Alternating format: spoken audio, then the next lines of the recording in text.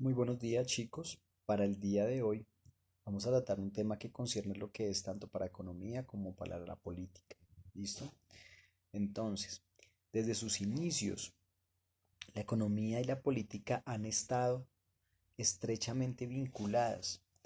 Si bien muchas veces es difícil establecer la dirección de la casualidad entre los fenómenos tanto económicos como políticos, ¿cierto? No por ello se tiene que dejar, pues digámoslo así, de estudiar dicha relación, ya que ayuda a una mejor comprensión del presente, o sea, a entender propiamente lo que estamos viviendo en la actualidad.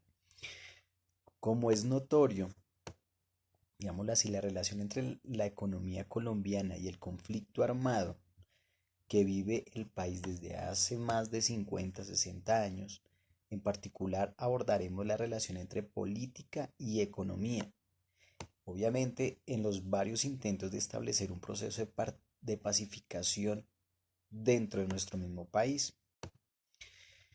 El primer intento serio de lograr la paz se dio durante los primeros acercamientos del expresidente Andrés Pastrana Arango, que se fue entre 1998 y el 2002, con el grupo guerrillero las FARC, los cuales terminaron fracasando.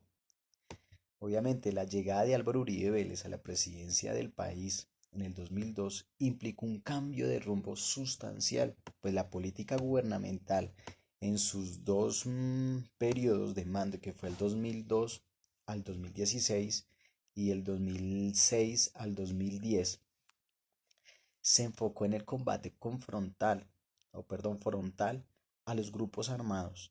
Esto trajo un incremento del gasto militar, el cual pasó del 3% del PIB en el 2002 al 3,9% en el 2009.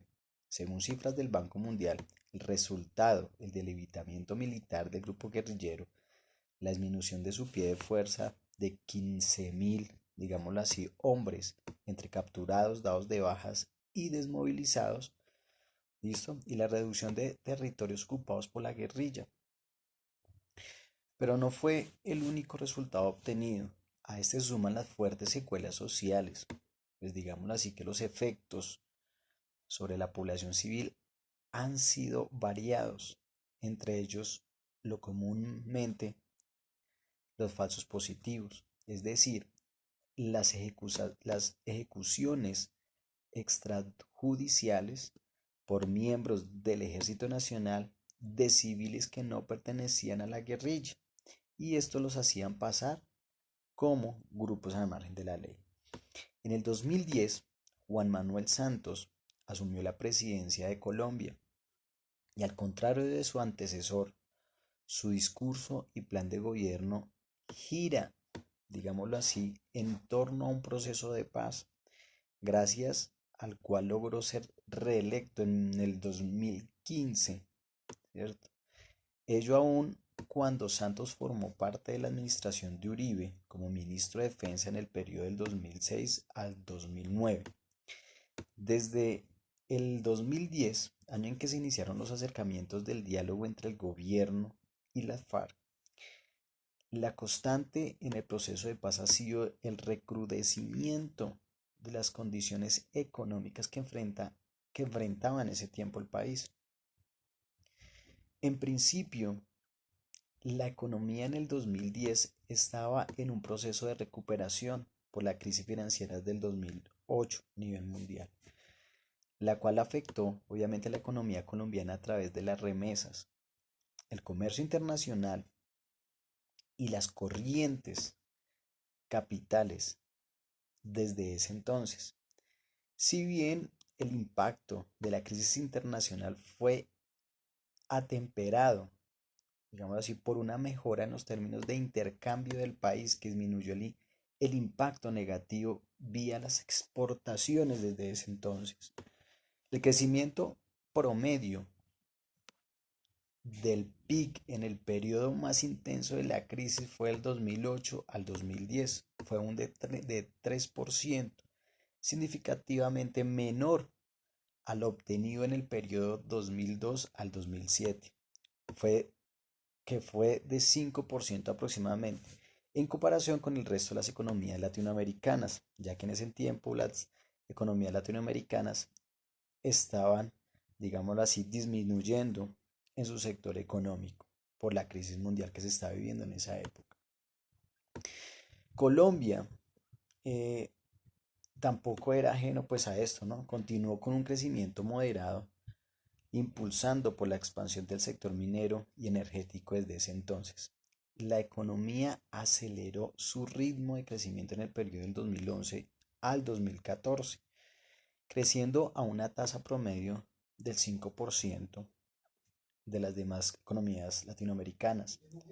No obstante, la base del crecimiento ya no la constituía el sector minero energético como tal, pues la caída sostenida en el precio del crudo desde mediados del 2014 ha deteriorado los ingresos por este rubro en el país, aún cuando la producción mensual continúa creciendo potencialmente. El nuevo motor de crecimiento en el sector de la construcción, en particular lo relacionado de proyectos del sector público como la construcción de viviendas de interés social, ¿no? La cimentación de vías de segunda y tercera generación, el sector exhibe un incremento promedio cercano al 9% desde ese entonces. Si bien la economía continúa creciendo a un ritmo moderado, este crecimiento ha sido acompañado de inestabilidad en el mercado intercambiario, lo cual se ha reflejado en la inflación que para enero de ese año fue del 7.45%. A esto, la Junta del Banco Central respondió un incremento de interés de referencia del 0.25, situándola en un 0.25% a nivel latinoamericano. Obviamente la política fiscal se ha propuesto una reforma que considera un incremento en el IVA, eliminar el impuesto al patrimonio y se deja al lado la posibilidad de gravar a los dividendos y a la riqueza como tal, sumando pues a una importante reducción del gasto público. Esto se trata de una reforma fiscal encaminada, ¿listo?, a incrementar la desigualdad en un país de los más desiguales del mundo, ¿listo?, con estas políticas monetarias. Es en medio de este contexto de que estamos hablando que dentro de meses cumplen un plazo establecido para la firma de un acuerdo de paz entre el gobierno y la guerrilla de las FARC. ¿Listo? Pareciera entonces que la política económica de ese entonces del presidente Santos va dando tumbos o improvisándose sobre la marcha. Por un lado se negocia para establecer la anhelada paz en Colombia, mientras que por otro lado se implementan políticas económicas que acrecientan la desigualdad y que pueden llevar a incrementos más en la pobreza que realmente generar un cambio en las sociedades colombianas y más pues en los estratos más bajos.